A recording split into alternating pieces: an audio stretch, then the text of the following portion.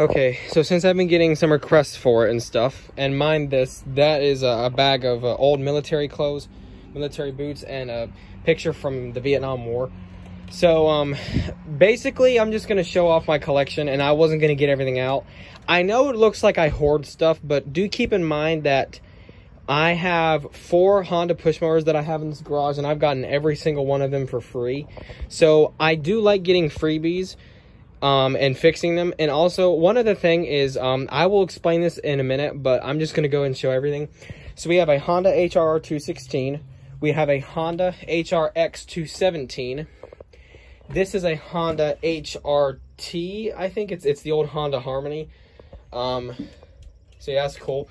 We got 2 BR600s, a BR430, a BG56 back there, which sucks. I don't like it. We have a Pro Yama back there, which is bought off of Amazon, which actually is very heavy, but it's got good power. I'm going to crawl back here. Let me turn on these lights, guys. You got to bear with me. I know I have a lot of stuff, but I'll explain this in a minute. Okay, so Honda's right there. Husqvarna 61 that needs to be rebuilt.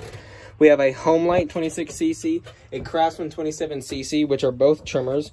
We have a Husqvarna 224L 4-stroke that is being used for parts. We have a Cub Cadet 4-stroke that's also being used for parts. We have one Troy-Bill handheld there. The other one's back there, which I'm going to sell those for parts. Maybe 10 or 20 bucks for the, probably 10 for the pair because they're worthless. I mean, one of them does run, but, you know, like I said, I painted this white because I'm stupid. This is a Bones BL100, which is also going to be used for parts. I might just sell it, though, because it actually can run. This trimmer does not have a clutch. You can spin the head and actually get it to start, but the muffler likes to fall off of it, so I assume the head bolts are kind of like stripped or something. So I probably could sell that, maybe 10 bucks, say it runs, but, you know, it obviously has issues. We have a Honda 160 engine down there that actually has a bent crankshaft, is only being used for parts. Craftsman 32cc, also for parts, because I can't get it to run right and I gave up on it. Okay, guys, it's a lot of stuff. This is my Husqvarna Frankenstein. It has the mower deck off of a HU700F, but has a HU675 all-wheel drive engine, which is a Kohler XT675. We have the infamous suck recoil Troy-Bilt TV685EC. I bought a carburetor for this, so I'm going to hopefully fix this within the next coming days. Again, people say these are bad, but if you don't yank on the recoil so much, they should last. We have a Husqvarna 322L, which I'm definitely going to keep. It needs a carburetor. This is going to get fixed very soon. It's a very nice machine. I honestly really like it. We have my RedMax that I got from Ollie's for 40 bucks, the power head, and I got a trimmer attachment on it. And yes, I'm guilty as charged. I did take the guard off of it.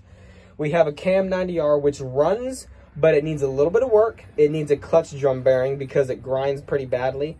Let's see. Okay. Yeah, like I said, the Troy-Bill, the Husqvarna, RedMax, Cam 90.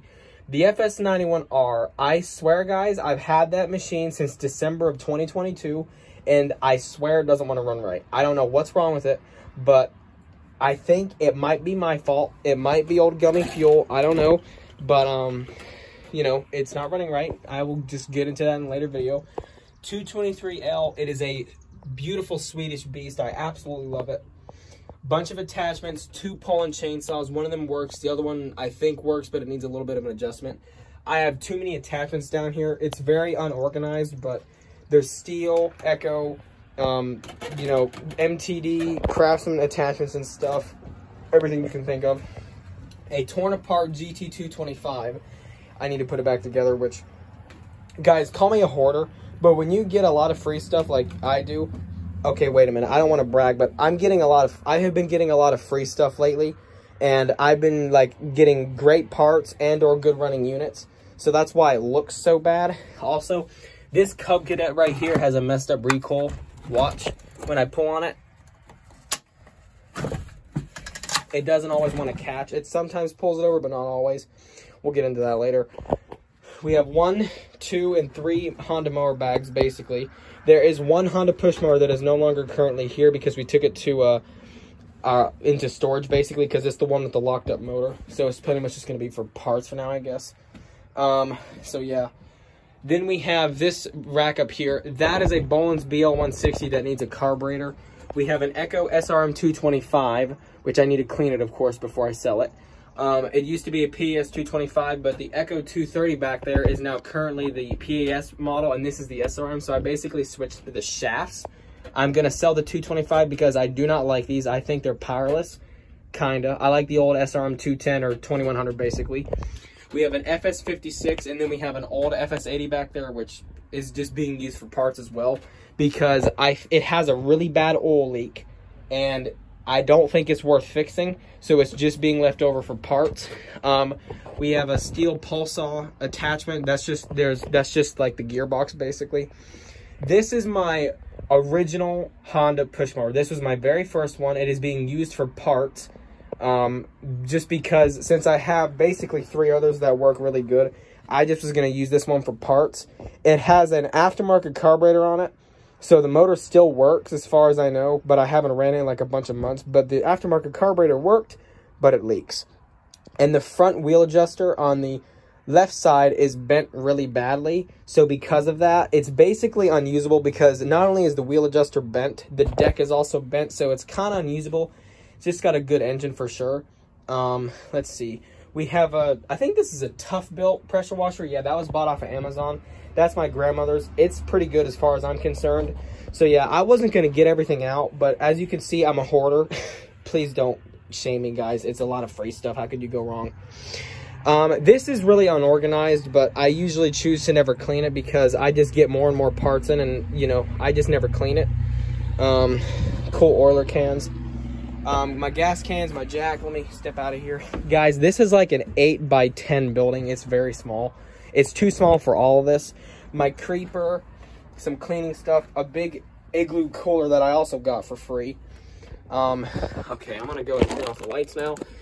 So, that's basically everything. I'm gonna make a separate video and show you the rest of everything else, but that's everything.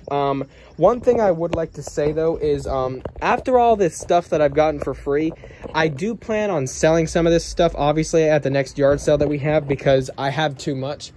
But of course, some of this stuff does have to be cleaned first before I sell it, because if nobody has figured this out yet, even if it's mine, whether I'm going to sell it or use it or anything, I always like to clean it, clean all the grass off, just because that's how I am. And go ahead and name somebody else that cleans off their equipment before they use it. Sorry, name somebody else that cleans off their equipment before they sell it. There's like hardly any people that do that. If anybody watches this YouTube channel called Home Garage, he is one of those very few people that do that. So I have a lot of respect for him, obviously, because I think cleaning a piece of lawn equipment off really helps with the sale, even though that it's going to get dirty anyway. I just think it shows that you really care. So onto our mowers, we have a Poland Pro. This thing is 7 years old, still runs good. It's a damn trooper. We just had the deck welded back on. Still runs and cuts good. I mean, I absolutely love this thing. Anybody can shame big box store brands, but we've had this tractor for 7 years. We only changed the oil 3 times, which is really my fault. But back then, I didn't know nothing about small engines. But, you know, this is still a really good running motor. So, let's see. Okay, but anyway, that's still a really good lawnmower. Gonna walk over here. Then we have, we're gonna go and show the rest of the lawnmowers. We have a Craftsman T110, which had a valve cover oil leak, which I actually replaced that. Let's see. I replaced the valve cover gasket on it. Now it's no longer smoking or leaking oil, so it's pretty much ready to cut again. We've had this tractor for 4 years. My grandfather originally bought this. This, out of all of our riding mowers, is my least favorite because it's the newest one, but it's also my least favorite because I like Craftsman, but I like Sears Craftsman. I think modern day Craftsman sucks. That's just how I feel about it. At least they're lawnmowers. Then we have a YT3000, which is awesome. New front tires, new seat, fairly new blades. The belt's actually been recently replaced as well. I did the oil change, and I also put a new fuel filter on it.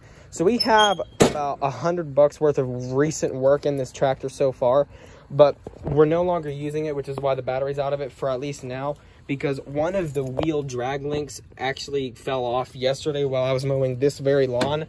So now it's going to be rendered unusable for now at least. But we still have 2 other good ones. Then we've got clutter. We have my recent acquired lawn boy right here, which needs a little bit of work.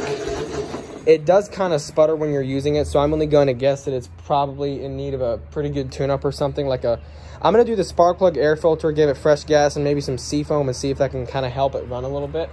Then we have my Troy-built TB110, which is a really nice little mower. One thing I like about it is it has 4 size-matching wheels, which I really think helps with, you know, pushing it and such. So yeah, this lawn boy I'm probably going to sell if I get it running right, because this is just... this is my grandma's Troy built, but I was going to say I am very, very tedious about how I work on my stuff. So if there is even the slightest thing wrong with it, it will not be sold, because I'm very, very picky about how equipment works. So if it has like the slightest problem, I will try my absolute hardest to address it. And if I can't, it's not going to get sold. And, you know, I'm very tedious about cleaning this stuff. I do not sell a dirty piece of equipment. It has to be squeaky clean, just because I think first impressions are very important. So that's why I cleaned up this lawn boy the other day, because I just think that if it's clean, it will help with the sale. I can't say it'll bring it up in value just because it's clean, because anybody can clean it. But I personally think that it helps because it's clean, and it might be more attracting to the human eye. So that's kind of why I usually do it anyway. So that's just, you know, why I do that. And again, not enough people.